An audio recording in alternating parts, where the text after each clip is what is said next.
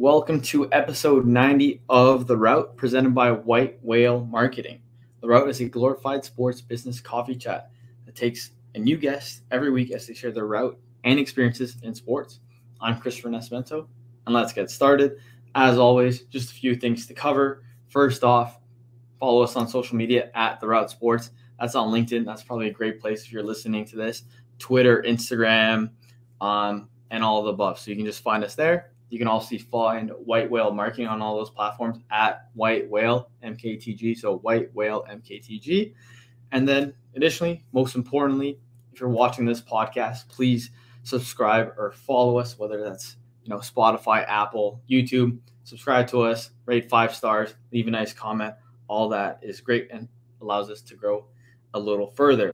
Before we get into today's guest, let me tell you about BetStamp. If you're someone who likes to place a couple bucks on your favorite team, listen up. Don't be a fool like me, where I was using only one sportsbook while I was betting all season. And, I'd place a bet, and I'd watch TSN at intermission, and their sponsor would have better odds than what I placed. The solution? Use BetStamp to compare the best available odds amongst all sportsbooks. The only way you're going to get an edge in online sports betting is by having an account with multiple sportsbooks. So download the BetStamp app or go to betstamp.app/Ontario and use the code WHALE so you can get access to their affiliates and their prices. So with BetStamp, it allows you to verify the existence of a proposed bet with the corresponding odds. This provides you to buy and sell picks with full transparency.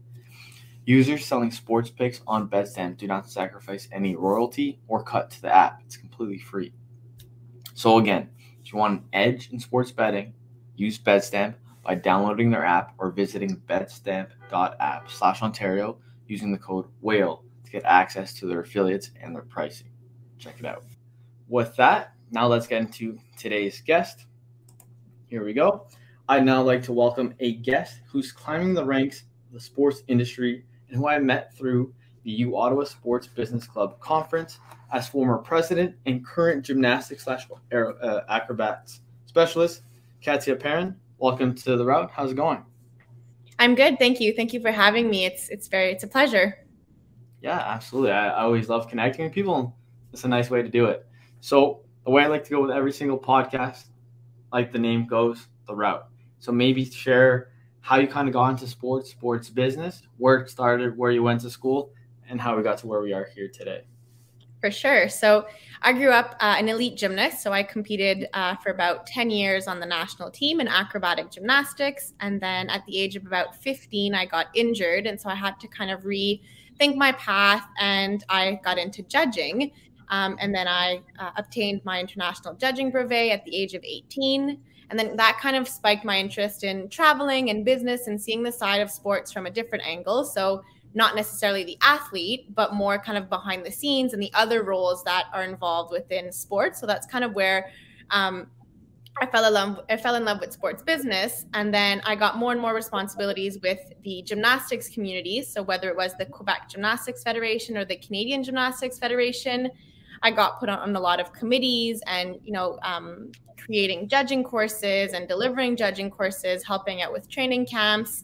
And that kind of just spiked my interest. And then I started my bachelor's degree at Concordia University in Montreal, where I did 1 year in leisure studies. And then that just wasn't the route for me. It was too focused on community, and I wanted to be really more in the, the business side and the pro sports or the national sporting organizations. And then I found Bishop's University, which they offered an undergrad in sports studies. And those classes really captivated my attention, and just kind of, it was really what I wanted.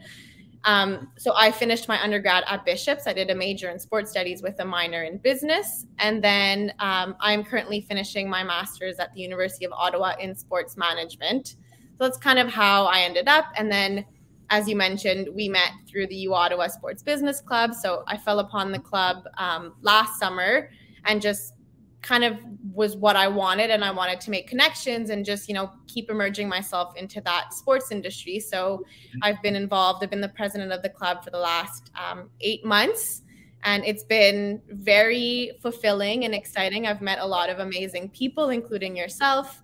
and was able to, put together a lot of events. I have a great team under me, and we've done some really cool things for the Ottawa and the virtual community, as most of our events were virtual. But that's kind of how I've gotten into sports, and looking forward to pursuing my career further and just, working, whether it be in Canada or possibly internationally in the years to come.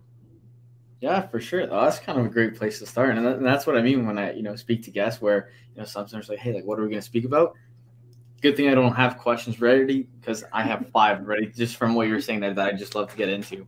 Now let me see how I can get this in order. I think maybe the best place to start is kind of going back to what you're saying as a kid where you're competing. That's maybe where you first got the idea of, hey, maybe this is something I'd like to get into. Was it something that maybe even from a young age, you're like, you know what, this is something I want to do professionally? Or did you ever have to, what is the word, contemplate? Because I know I had professors at one point where they told me, hey, sports may be a hobby or something, do that, and then kind of go do business full time. Or was that something, nope, I'm just kind of going to see if I can get into gymnastics? I think from a young age, I knew that gymnastics wasn't a sport like, let's say, hockey or basketball, that I could make a career out of it. So I knew that it would have to be, different avenues within sports. And I was lucky that my parents were very supportive, and whatever I wanted to pursue, they were going to enable me in any way that they could to help me get to that next level. Yeah. So definitely from a young age, when I kind of started being involved in different committees and running competitions and just having that different eyesight of, not just an athlete in the sport, but a learning facilitator or, an organizer, those types of things, I kind of realized, oh, okay, there is a possible career out of this. And then once I found Bishops and I've started going to classes and, professors started speaking and really seeing the opportunities in sport, and not just, being a gym teacher or being a sports agent, there's hundreds of positions that even still to this day, sometimes people are like, oh no, I do this. And I'm like, oh, that's so cool. Like, I didn't even know that was a thing in sports. So I think it's such an avenue that not a lot of people are familiar with. And even I have some friends that are like, what are you going to do with your, with your master's degree? And I'm like, there's so much opportunity at the moment. And it's it's an entertainment industry that's just slowly growing. So sure. Yeah, it's quite exciting. Yeah, so even there, like, there's so many things I want to get into, and I'm gonna remember to get into Bishops because I have kind of connection with that. Where we'll get into that in a little bit. But what you're saying there too, right? Where as you're kind of going on, you're still learning more and more about it, like, hey, I can do this or I can do that, and even sometimes when you're meeting people or talking to friends, you're like, oh wow, I didn't know that was something, and I find that very interesting because even myself, right, where I think maybe most people, right, when they're just kind of leaving high school or stage up wherever you are, at least in Canada, I know some people are from out of the country listening, but you kind of get, okay, what do I like? I'm going to go into this program, or hey, what's the safe thing? I went into accounting because I was like, hey, I'm good at math. Let me do that. But once you go on, you're like, maybe like you with leisure studies, you're like, I don't know if this is necessarily I can do full time. And as you kind of go on, and I know now being out of university, I'm like, oh wow, like I could do this, I could do that, or I can maybe move this around and do that, right? Whereas when you kind of leave school, it's almost like it's too early. You're like, oh, I don't even know what I can do because the possibilities are endless, where it can almost be overwhelming. So I find that very interesting where you kind of started in leisure studies, because very rarely I find you meet people where they kind of start in a program and end in it, right?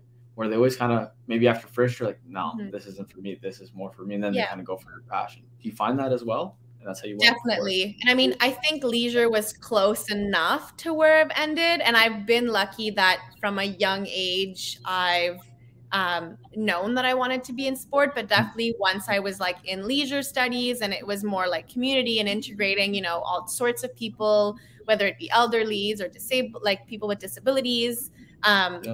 That's something that, yes, is super important, and I will probably touch it at some point in my career.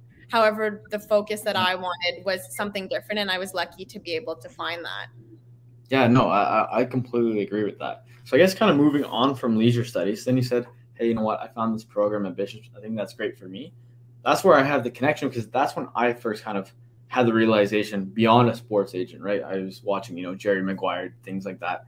Maybe not the most relevant thing for me because I hate reading. But what I kind of find interesting about that was, when I was in high school, Canadian universities would come to the gym, and I'm sure most high schools around the world have that, where the universities, post-secondary institutes come to them.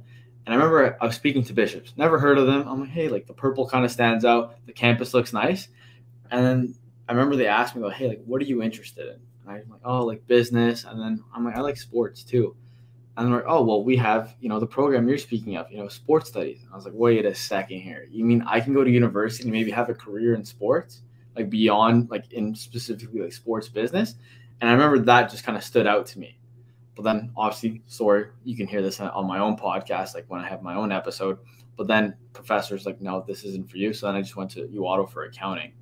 But I would like for maybe you tell me more about this program I never ended up actually doing. So what was that like, and how did you come across it? Yeah, definitely. I mean, it's a little accounting, sports studies. I think you might have made the wrong choice, but no, definitely. So I, like you, I didn't really know what Bishops was. Both my parents are Concordia alumni, and so it was always Concordia. And then my brother actually went to Bishops for a basketball camp, and I ended up going down just to drive because I was kind of at the point in my life, I was finishing my gymnastics career and I wanted a bit of change. I wanted to get out of Montreal. And then I got to this campus, and it was a beautiful campus. Was really small, which is something that I particularly enjoy because Concordia was just so overwhelming. And as I'm involved a lot with gymnastics, I was often traveling to go judge and missing school. And Concordia just wasn't accommodating. And, teachers, you were more like a number, and there wasn't that relationship building, which is something that I think is very important. So once I got to Bishops and kind of made that jump, that's what I wanted to do, because the program, seemed tailored to what my needs were. And I'm somebody that learns much more kind of applied than theoretically. So going there and seeing that I could, learn with hands-on experiences in smaller classrooms was probably the best decision ever, because I've, still to this day have really good connections with my professors and a lot of my classmates. We were small classes, about 35. So we all just kept, we've made good relationships. We've kept in contact over, I've graduated now almost 2 years. And it was honestly a really, really, really good decisions. The professors were amazing. They really tried to get to know you on a personal level, which is something that, like I mentioned, was super important to me. So it was really probably one of the best decisions was to go there. Yeah, no, that's awesome. And is that something where, you're saying your brother's basketball tournament, is that something where you kind of saw the school and like, hey, like, where would I fit in here? Or did you already kind of come across the sports studies and you're like, hey, this is what Bishops already know about the program. This is just a perfect fit. Yeah, no, I was at Concordia, and my mom picked up a flyer for my brother actually, because he was kind of unsure what he wanted to do. And then when I was in the car driving back, I was looking at it and I was like, this is what this is where I want to be. Like, sure. in a new city, new environment. And just like, that was the program for me. And so it was just kind of a love at first sight for the campus and just the program itself. No, that makes total sense. Where I sometimes I have, whether it's students with the podcast or even like on LinkedIn, they're reaching out like, hey, like maybe what program would you recommend? And I was always kind of like you're saying, your parents went to Concordia, so you're always Concordia. My dad went to Ottawa for business, and he was an accountant, and I was always accounting. And I was fine with that. But then once I was at school, I was actually marketing is more my style. But that's interesting, because there's still, I find, not a clear-cut path or route, I should say, for maybe students to figure out, hey, like what school's for me or what program that is, right? So I find that's always interesting. And, who knows, maybe through this podcast, hopefully, is where, students can hear about the different university experience, the different programs, whether it's in Canada, US, or even in Europe. I find that's very cool and very useful as well for them. So as you're saying, you went to Bishops, you did this program, you finished it, enjoyed it, you got a really good experience there. And then what led to afterwards, right? What made you say, hey, you know what? I would like to get a master's degree afterwards as well at Ottawa. Yeah, I think I definitely knew from the start that I've always enjoyed school, especially, well, that's not true. At the beginning in high school, I wasn't a fan of high school. I wasn't a fan of school. But then once I kind of found my niche and what I really enjoyed, then I enjoyed going to school. I had an amazing time at Bishops, and I knew that in sport, because it was still such a developing kind of field, and it's getting more and more competitive, I knew I just had to keep giving myself tool to kind of, distinguish myself from others. And so a master's was something that from an early age, I knew that if I was staying in the sports industry that I wanted to do, just to give me that extra little push and that extra bit of knowledge in the industry. And so I actually applied to a master's in Switzerland called the ISTS. So it's a very, very renowned master's in the world in sports management. However, everything happens for a reason. And I didn't get in, which was probably the best, the best thing that happened, because with COVID, so the pandemic happened. So it wouldn't have been the same experience. Yeah. And so then I found the University of Ottawa master's from one of my professors at Bishop's who referred me.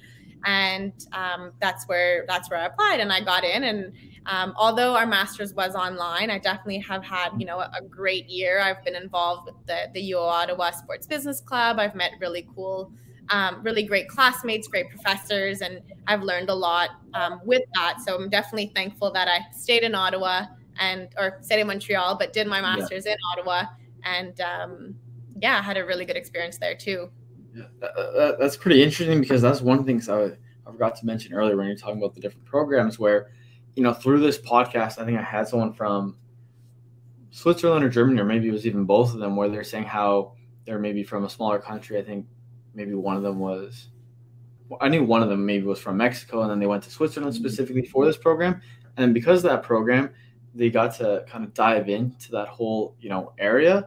And then now they're starting to work they're at FIFA now. And I think they even got promoted last week to manager of the FIFA Women's Tournament, I believe. So that was kind of pretty cool. But, something like that, they were kind of sharing to me how it was very applied experience, right? Where you're very hands-on. There's so many, large organizations there for these huge tournaments. So that was very cool to kind of look into as well. But like you're saying, everything happens a reason for sure. Yes. But one of the things I do want to ask in regards to that for your master's program, you're saying how I absolutely agree. Sports is getting very, or it always has been, I guess, a competitive field to kind of get into.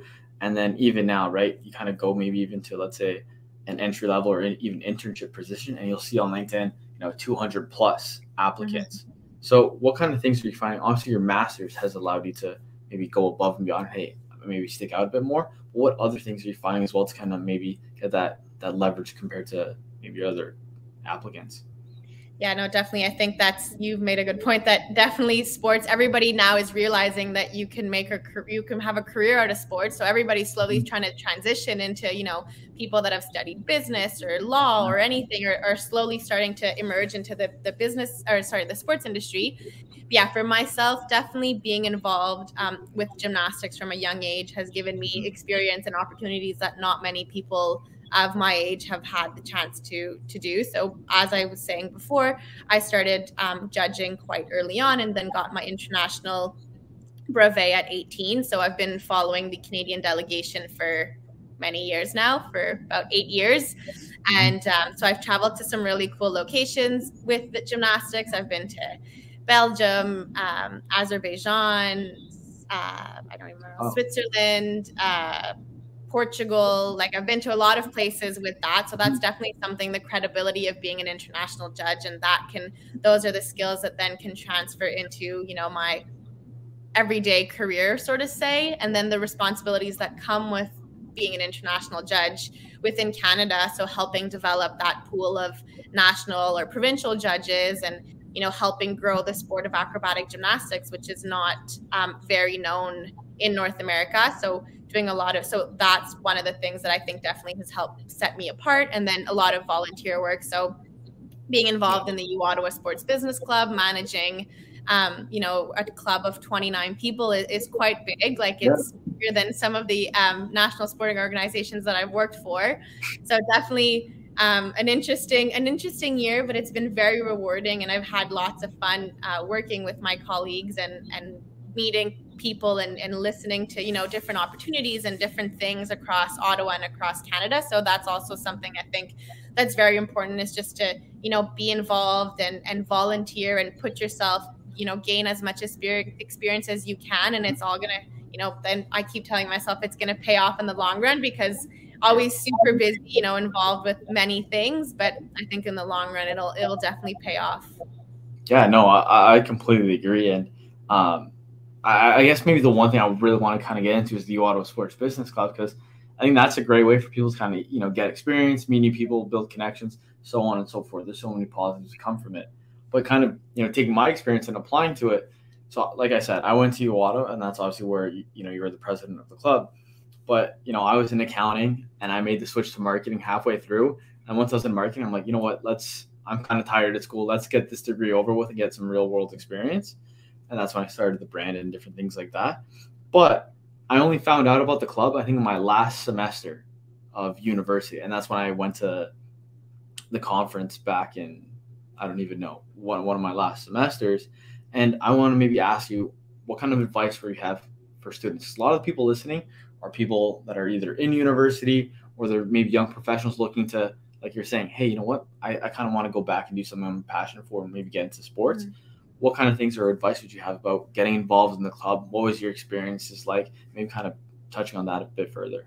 Yeah, definitely. I think two main things that I want to bring up is definitely stepping out of your comfort zone. So the first, you know, once I heard about the club and the past president was like, you would be a great president, you should apply. And I was like, oh, I already do so much. Like, I don't know if this is my type of thing, but I think it was one of the best decisions because I was able to step out of my comfort zone and, you know, push myself as an individual and just, you know, apply what I've learned in the past from either school or from just my experiences working with, you know, previous companies and kind of apply that in the club and grow as an individual. So I think, you know, really stepping outside, and especially new students, if you're coming to a new school and you don't really know anybody and you don't really know what you want to do, it's good to do your research. And, you know, it doesn't have to be the Ottawa Sports Business Club, but there's, you know, hundreds of clubs that any universities have. And that's where you make, you know, really good friends and you meet new people. And so I think that's something that's really important.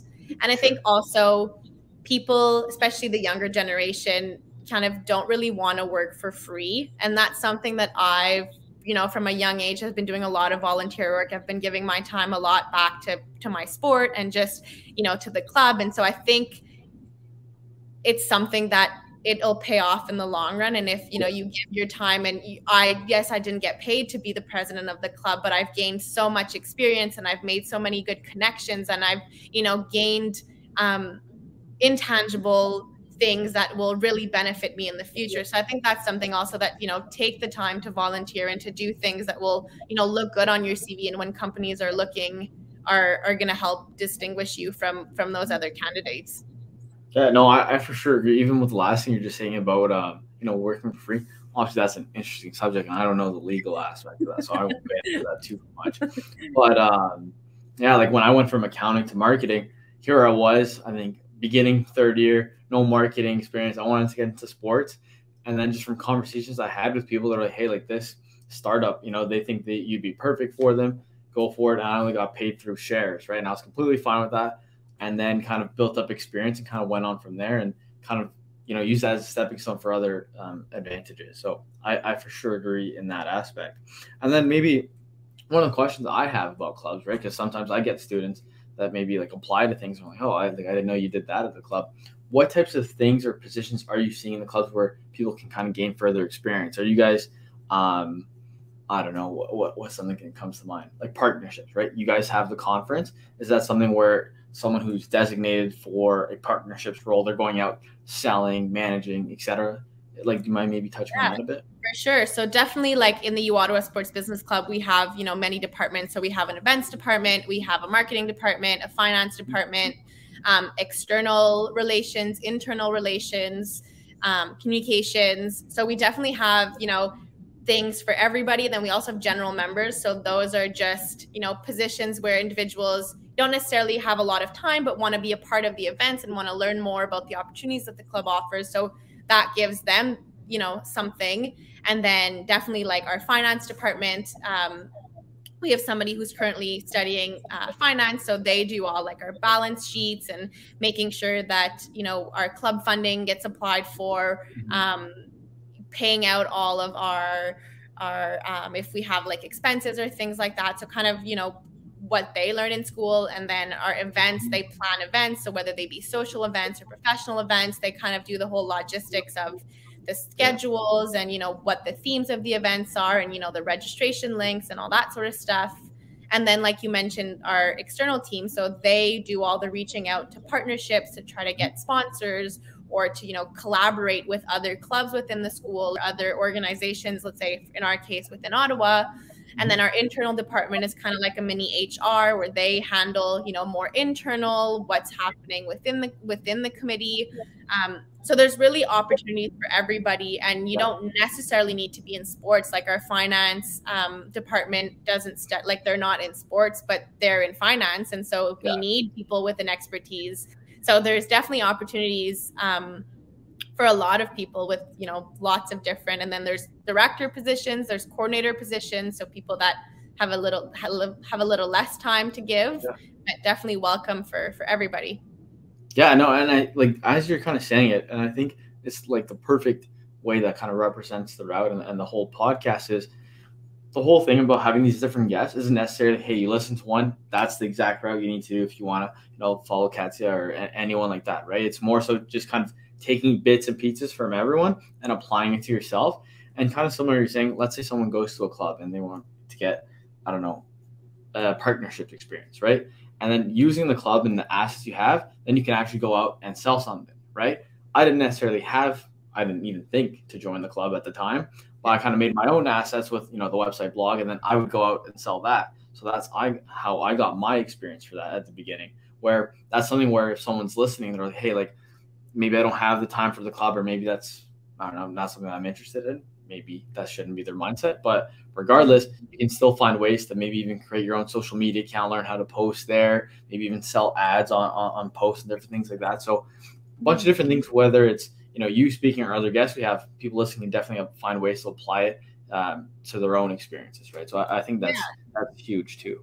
And I think it's not even just, you know, specific like marketing skills or finance skills. It's also life skills like time management or organizational things that, you know, you might think, you know, but then once you really apply and get, you know, involved with something, then you realize, you know, that you have personal skills that you can work on. So I think that's something that also, you know, joining a club will enable you in that way, that you can learn transferable skills that then you can apply for your future careers. Yeah, no, I definitely agree with that, where, you know, sometimes, you know, I was fortunate to have, you know, parents that were involved in events or my dad involved in business. So I would see how to interact in those, you know, spaces. But let's say someone who maybe never kind of went out in that aspect, they could kind of learn, hey, how to have a professional meeting, or hey, how to, you know, network or different things like that. Because I remember when I first started university, networking, I'm like, I've never gone. Like, I've just followed my parents to places, right, when you're like 17. But then when it's like a wine and cheese, you're like, oh, like, what do I do, right? So, yeah, there's definitely a lot of things you can apply to yourself. And I definitely agree. Like, if you're someone listening, I think a club would be a great thing for you if you're in school still. But now, as you're mentioning, you know, you're finishing up your master's, or are you finished now since it's May? So we're finished our theory, but I still am in the middle of my internship at the moment. So technically I'll finish the first week of September is when I will have my final project that's due. So almost done, 2 months left, 3 months. Perfect. Okay, well, good luck with that. But then in the meantime, then I'm sure you maybe have thought a little bit more into the future. And, you know, you kind of shared your experiences so far, how you came about school, the different experiences you've had so far. What are you looking to do once, you know, this, you know, master's end? Like, what do you have in mind for yourself?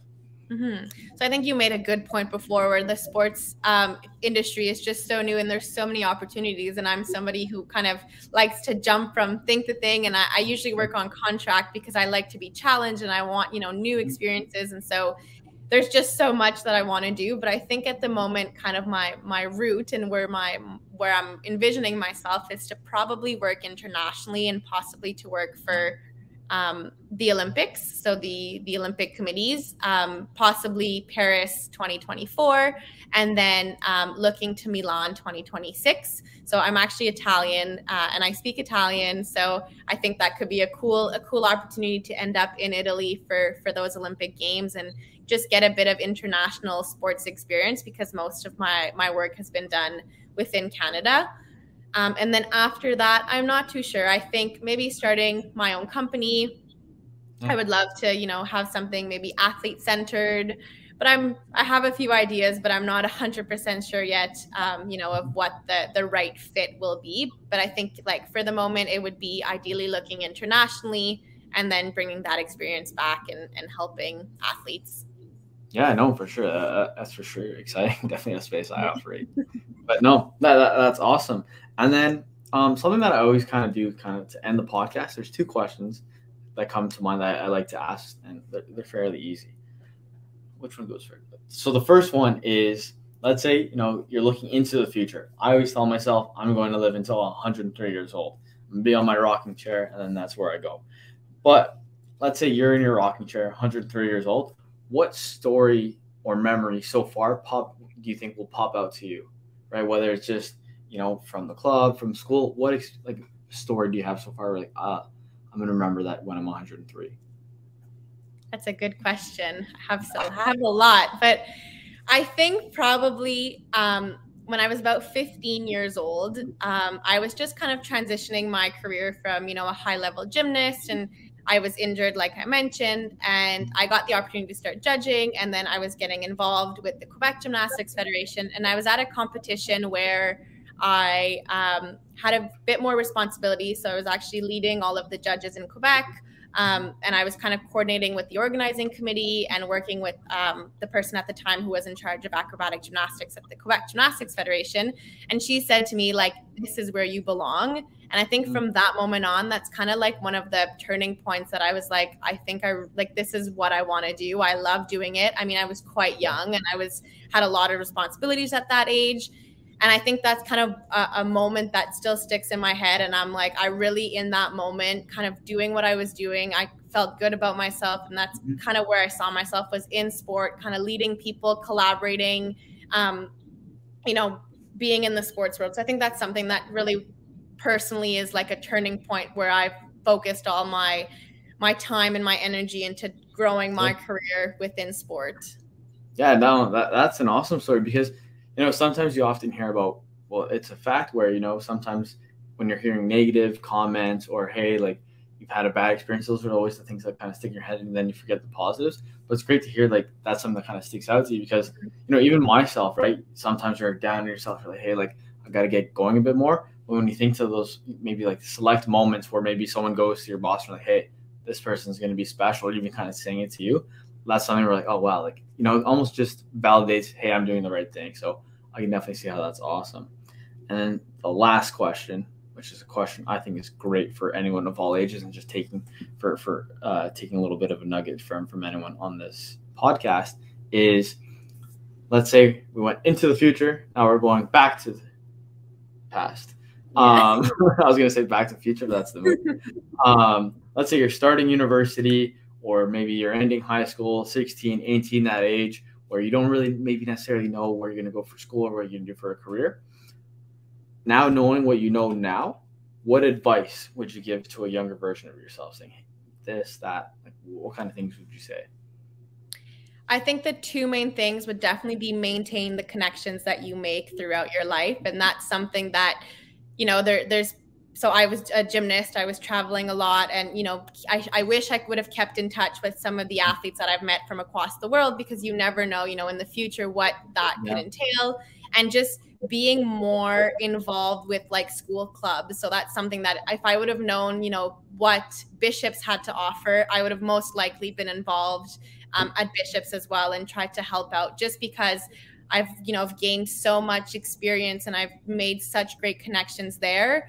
So I think definitely if you're somebody listening and who's just starting off their university career, and it can be in all fields, be involved and make sure to maintain those relationships that you build, because those are, it's the famous saying, it's not what you know, but it's who you know. That's very true. And I think that's something that I hold close to my heart, because it is true. It's who you know at the end. And that's kind of what opens up doors for the future. No, I like that. I couldn't say any better, where, even a perfect example is this podcast. I have all these amazing people come on the podcast, and then every now and then I'll message someone, hey, like we haven't talked in a few months. And we get on a call, they're like, yeah, I think it's actually been 14 months. And I was like, what? I thought we talked 2 months ago. And then, so I completely agree in that aspect. And especially what you're saying about school, right? Where just kind of getting involved more, where not a regret, because I think it allowed me to kind of be where I am now. But it would have been great to maybe get more involved or using that university experience, because it is a finite amount of time. So it'd be great to kind of just maximize it. So I definitely agree with that. And I think if you're listening and you're in school, definitely something to apply. But as I said, the podcast is pretty simple. It's just a conversation.